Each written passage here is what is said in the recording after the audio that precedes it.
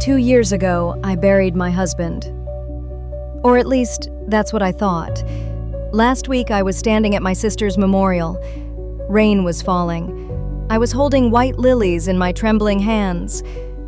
And then, I saw it. The watch. On a stranger's wrist. That same scratched silver watch I had placed in my husband's hands 2 years ago. Michael and I had been married for 8 years. He was the kind of man who made you feel safe just by being in the room. We had a daughter, Emma. He used to call her his little sunshine. 2 years ago, he boarded a small private jet for a business trip to the Caribbean. The plane went down somewhere over open water. They never found his body. Just pieces of the wreckage. 6 months later, a man in a gray suit knocked on my door. He handed me an envelope. $1.2 million in life insurance. That was the price of my husband's life. But if he died, then whose watch was I looking at? I forced myself to keep breathing. The man with the watch, he stood up. He walked to the front of the ceremony. He was going to give a speech. My sister Rebecca's fiancé, a man I had never met. His name was James, they said. 2 years they had been together. 2 years she kept him away from me. When he turned to face the crowd, I felt my legs give out. Because under the beard, under the longer hair, it was him. It was Michael. My dead husband was standing 20 feet away from me, and he was mourning my sister. He didn't even look at me. Not once. I didn't go home. I couldn't. I drove to a small cafe across town, the kind of place where nobody knew my name. I needed to think. I needed proof I wasn't losing my mind. I opened my laptop. I searched my sister's social media. Every photo from the last 2 years. Every single one. And there he was. Always in the background, always with a hat. Or sunglasses. Always slightly out of focus, like someone who didn't want to be remembered. But in one photo, I saw his wrist. And there it was. The same birthmark, in the same exact place as my husband's. I drove home in silence. Emma was already asleep when I got there. I stood in her doorway and watched her chest rise and fall. For 2 years, I had told her that her father was an angel, that he was watching over us, and he had been alive the whole time, living with her aunt, my own sister. I went down to the garage. There was a box there, marked with his name. I had never opened it.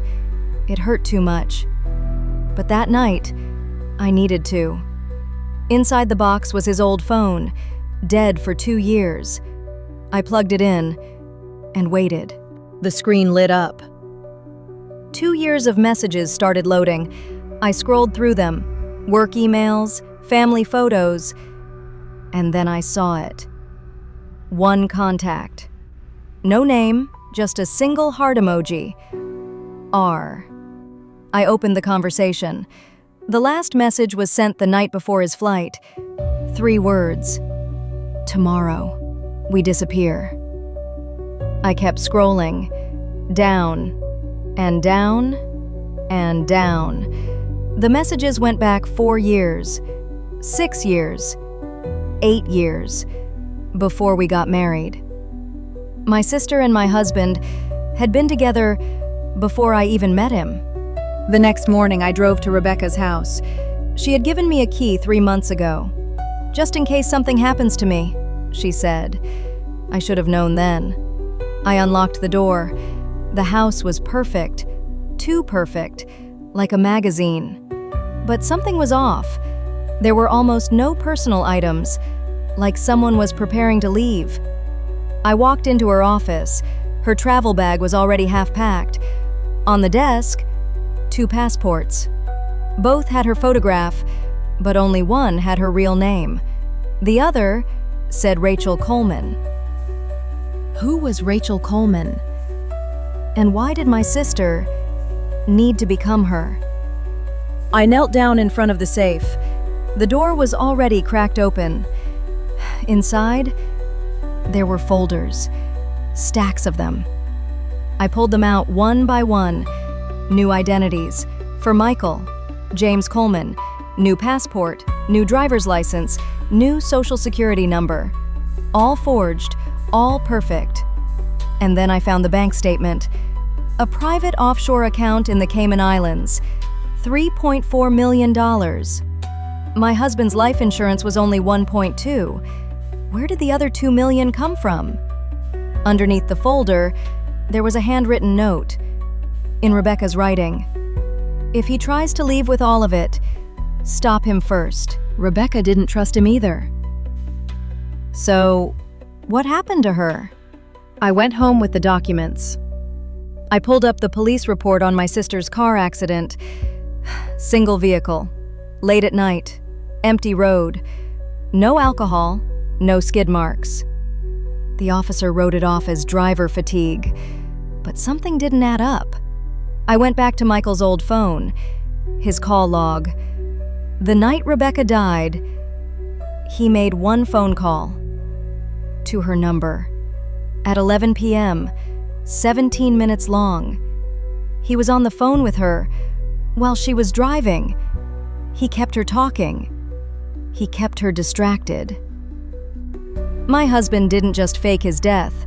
He took my sister from this world so he wouldn't have to share the money. I didn't call the police. Not yet. If I called them, he would run. He had 3.4 million reasons to disappear. So I made a plan. I still had Rebecca's phone. I had taken it from her things after the memorial. I unlocked it, and I typed a message to Michael.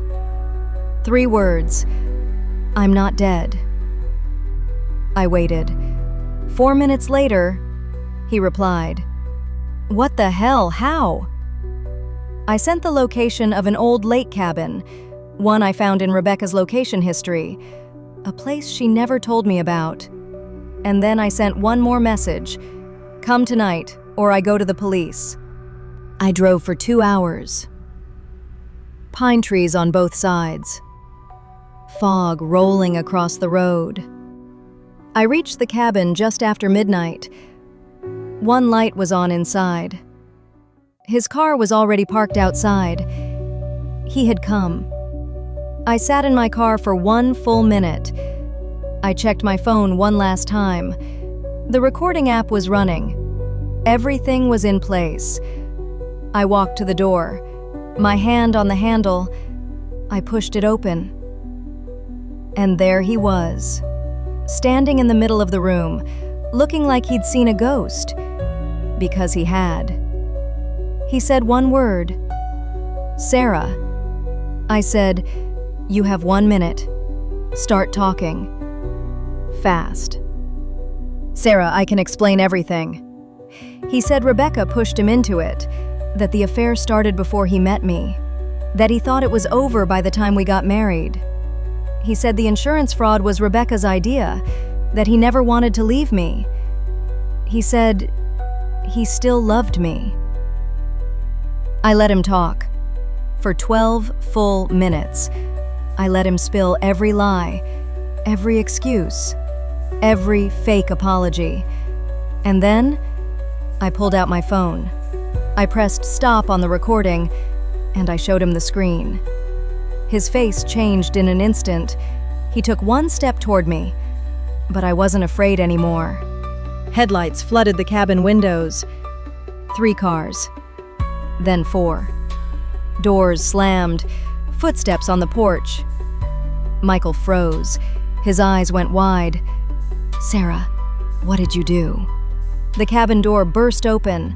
Men in dark suits flooded into the room. No uniforms, no badges visible. Just quiet, professional control. One of them turned to Michael. Mr. Mitchell, you're under arrest. They let him out in restraints. He didn't say a word. He didn't even look at me. One man stayed behind, Older, late 40s. He walked up to me slowly. "Mrs. Mitchell, we have been investigating your husband for 18 months. I felt my chest tighten. "You knew he was alive?" He nodded slowly. "We knew. But we needed proof of fraud. We needed to make sure you weren't involved." I asked him how they found me tonight. He paused. "Mrs. Mitchell, your sister was our informant." My knees nearly buckled. "Rebecca?" He nodded. "She came to us 3 months ago. She was going to testify against him next week. That's why she's gone. My sister hadn't betrayed me to the end. She had tried to fix it, and it cost her everything." I drove home before dawn. The sky was just turning pink. Emma was still asleep when I walked into her room, her little arm hanging over the side of the bed. I sat on the floor next to her. I touched her hand. She didn't wake up, but she squeezed my fingers in her sleep. For 2 years, I had grieved a man who didn't deserve a single tear. For 2 years, I had blamed a sister who was trying to save me. I leaned down and kissed her forehead, and I whispered something I should have said a long time ago. "I'm sorry, baby. I'm so sorry. But Mommy sees the truth now, and we're going to be okay."